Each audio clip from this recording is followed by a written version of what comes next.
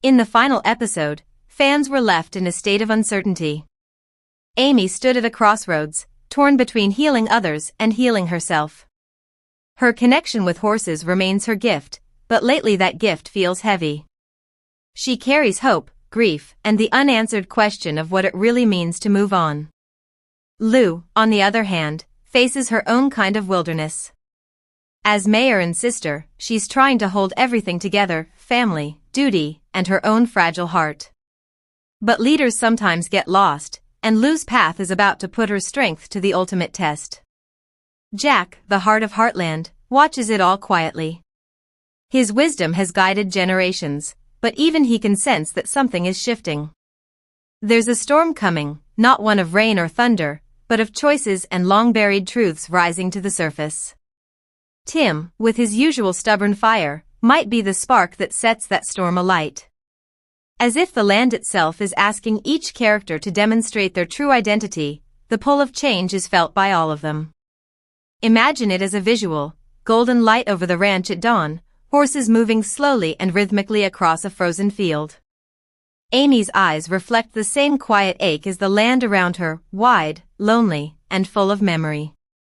Everything she has lost and everything she might still find is whispered in the wind.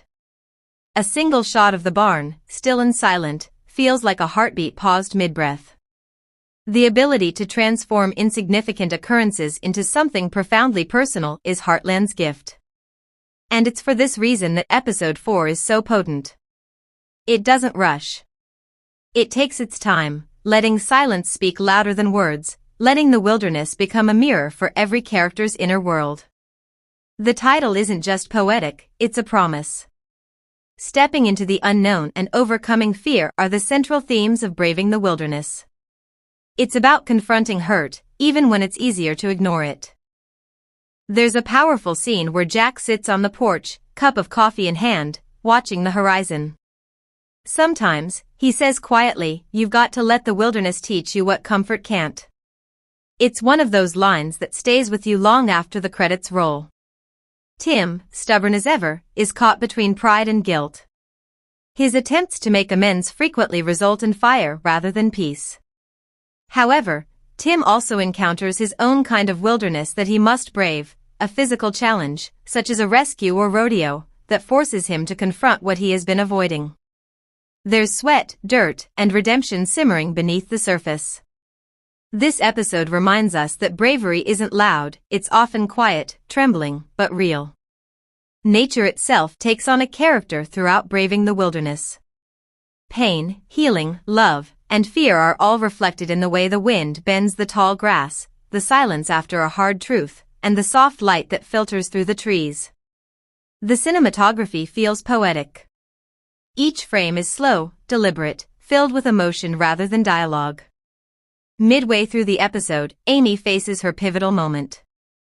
The horse bolts, spooked by something unseen. She chases it into the open field, her voice breaking through the wind. When she finally reaches it, something shifts. Fear gives way to trust. The wilderness becomes peace. That single scene defines the episode. It's not about taming or control, it's about understanding. Amy doesn't conquer the wild.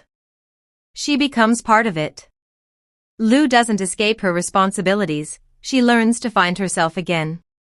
Jack and Tim rediscover that family isn't about fixing everything, it's about standing beside each other, no matter how lost they feel.